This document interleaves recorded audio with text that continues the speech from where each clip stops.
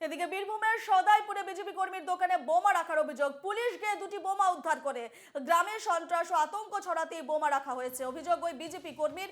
ঘটনার তদন্ত শুরু করেছে পুলিশ।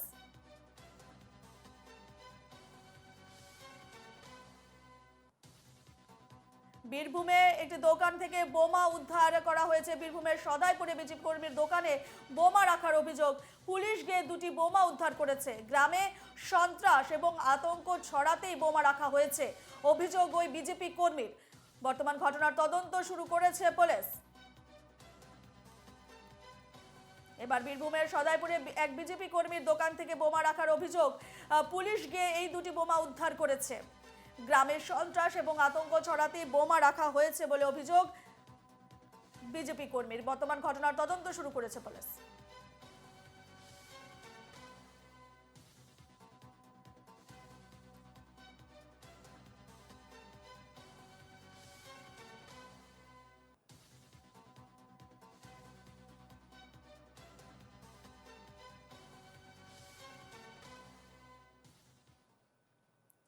দহন জ্বালায় দক্ষিণবঙ্গ। দক্ষিণের সব জেলাতেই তাপপ্রবাহের সতর্কতার শুক্র থেকে রবি পর্যন্ত তাপপ্রবাহের সতর্ক বার্তা দেওয়া হয়েছে এবং বেলা 11টার পর প্রয়োজন ছাড়া বাইরে বেরোতে নিষেধ।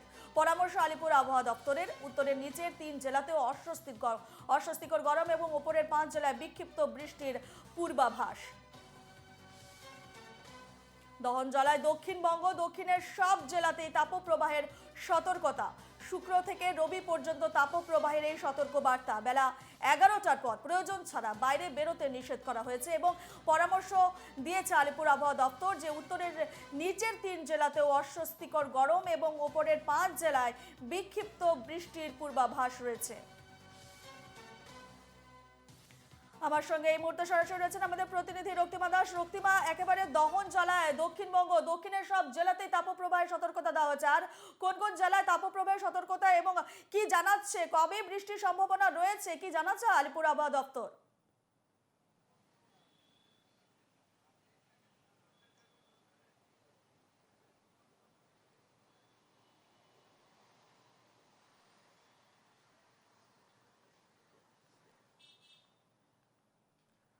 রক্তিমার সঙ্গে আমাদের যোগাযোগ বিচ্ছিন্ন হয়েছে। যেমনটা আমরা জানাচ্ছিলাম, দহন জ্বালায় দক্ষিণবঙ্গ। দক্ষিণের সব জেলাতেই তাপপ্রবাহের সতর্কতা।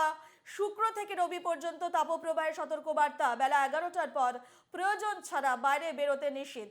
পরামর্শ আলিপুর আবহাওয়া দপ্তরের। উত্তরের নিচের 3 জেলাতেও অস্বস্তিকর গরম, ওপরের 5 জেলায় বিক্ষিপ্ত বৃষ্টির পূর্বাভাস দেওয়া হয়েছে।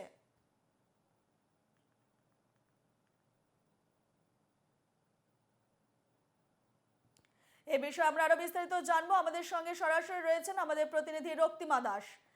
রক্তিমা, দহন জ্বালায় একেবারে দক্ষিণবঙ্গ। দক্ষিণের সব জেলাতেই তাপপ্রবাহের সতর্কতা। শুক্র থেকে রবিবার পর্যন্ত তাপপ্রবাহের সতর্কতা জারি করা হয়েছে এবং সেক্ষেত্রে কবে নাগাদ বৃষ্টি হওয়ার সম্ভাবনা রয়েছে, কি জানাচ্ছে আলিপুর আবহাওয়া দপ্তর? কবে স্বস্তি পাবে বঙ্গবাসী? দেখো, আলিপুর আবহাওয়া দপ্তর যেটা জানাচ্ছে, এই মুহূর্তে দক্ষিণবঙ্গে বৃষ্টির কোনো সম্ভাবনা নেই। প্রত্যেকটি জেলায় তাপপ্রবাহের সৃষ্টি হয়েছে এবং দেখো, তোমাকে জানিয়ে রাখি, দক্ষিণবঙ্গের 8 জেলায় রীতিমতো লুয়ের সতর্কবার্তা জারি করেছে আবহাওয়া দপ্তর। সেক্ষেত্রে পূর্ব পশ্চিম মেদিনীপুর, বর্ধমান, বাঁকুড়া, পুরুলিয়া এই সমস্ত জেলাগুলিতে কিন্তু রীতিমতো লু বইবে। এছাড়াও দক্ষিণবঙ্গের অন্যান্য জেলাগুলিতেও কিন্তু তাপপ্রবাহের সম্ভাবনা রয়েছে এবং তা একই সঙ্গে কিন্তু তোমাকে জানিয়ে রাখি, যেটা আবহাওয়া দপ্তর যেটা জানাচ্ছে, যে দক্ষিণবঙ্গের জন্য বিশেষত সকাল 11টা থেকে খুব প্রয়োজন ছাড়া যাতে মানুষ না বেরোয় তার জন্য সতর্কবার্তা জারি করা হয়েছে। বেশি করে জল খেতে বলা হয়েছে, সুতির জামা কাপড় পরতে বলা হয়েছে এবং একই সঙ্গে দক্ষিণবঙ্গে কিন্তু যেটা জানানো হয়েছে যে কলকাতাতেও 40 ডিগ্রি তাপমাত্রা ছাড়িয়ে যাবে এই সপ্তাহে এবং পশ্চিমের জেলাগুলিতে কিন্তু এখনই 42 ডিগ্রি তাপমাত্রা চলছে। সেক্ষেত্রে আরও 2-3 ডিগ্রি বাড়তে পারে।